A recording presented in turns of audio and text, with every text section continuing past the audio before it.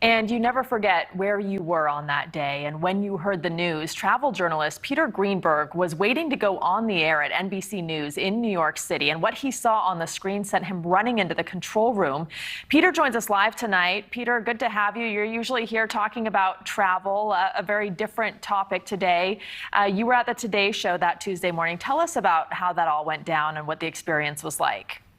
Well, I was sitting in the green room about 6 minutes to go on the air for my segment when the screen in the green room suddenly went to a wide shot of the World Trade Center in the North Tower, billows of smoke coming out, and Matt Lauer was then hosting the show, and he said, "It appears that a small plane has hit the World Trade Center." I took one look at that visual and realized that could not be the case. As we all know, it was a 20/20 visibility day, beautiful sunny day, much like today was, and had a small plane hit that building, could have easily just bounced off, but it never would have created the kind of smoke that was coming out that quickly. I ran down to the control room and said, "Look, this was not a small plane. This could not be a situation where somebody got lost in the fog. It had to be a much larger plane." And as I was trying to explain that, you know what happened next? The second plane hit the South Tower. And from that moment on, I was reporting for the next 20 hours because of the airline situation, because you had 4 wide-body planes loaded with fuel, transcon flights that were selected specifically because they were weapons of mass destruction. The hijackers didn't care who was on the plane. What they cared about was that they were loaded with fuel. And what was it like to be a journalist reporting on your own community, such a devastating, tragic, massive story, and there you are in your own community watching this all happen to your city? Well, I'm also a fireman in New York, so this is a conflicted situation for me because the decision was made to keep me at NBC and not go with my fire department, which was coming in from Long Island. By the time they got there, of course, it was not a rescue effort anymore. It was basically a cleanup operation. The bottom line being, of course, we were getting so many different stories coming in. And my concern at that point, we had 5,000 planes in the air at that moment over the United States, and the decision was made very quickly by the FAA to put them on the deck. And getting those planes down on the ground within an hour was a Herculean effort by the air traffic controllers and by the airports involved. And then came the investigation. One of the things that was interesting to me is one of my sources was at the FBI, and I finally find him on the phone. I said, "Where are you?" He said, I'm in Delray Beach, Florida." What was Delray Beach, Florida? That was where one of the hijackers had rented the apartment. I said, "Are you in the apartment?" "Yes." "What are you doing there?" "We're taking out the hard drives from the computers." I said, "Is there anything there look unusual in those computers?" He said, "Well, there's just a mouse and a joystick." I said, "Wait a minute, a joystick?"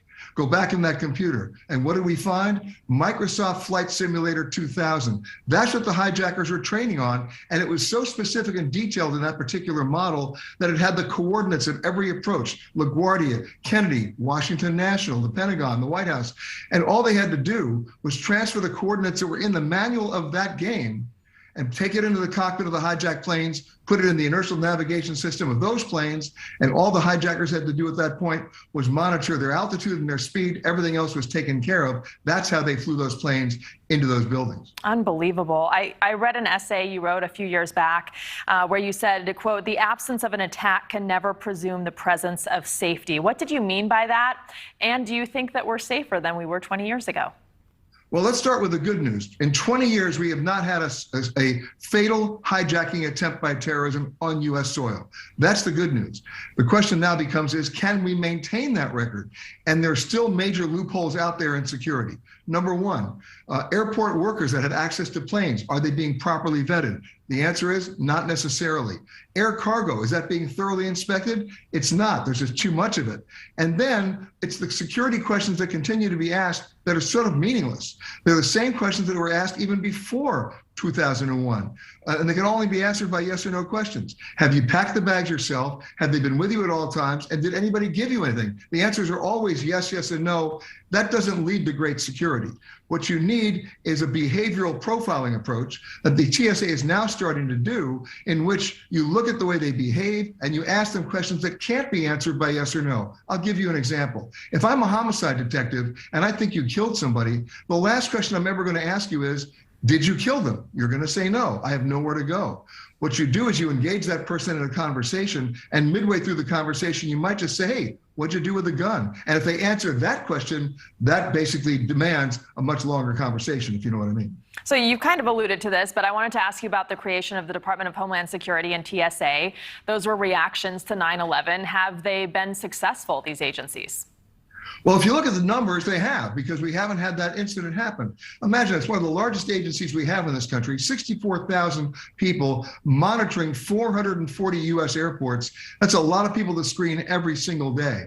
The problem is we still don't have enough of them. They're still understaffed. And we don't have the number of people to do the kind of behavioral profiling and ask those kind of questions in that way that we need moving forward. And Peter, you're a I didn't know you were a firefighter, so I learned something new every day.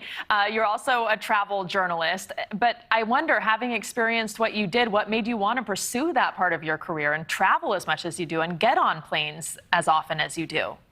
Well, my background is I'm an investigative reporter, and what I've done is I've applied those investigative reporting techniques to one of the largest industries in the world, that's travel and tourism. So I'm not just about beautiful beaches, I'm about what happens on the way to the beach. And you're a brave man. Peter, thank you. Appreciate you joining us tonight. You got it.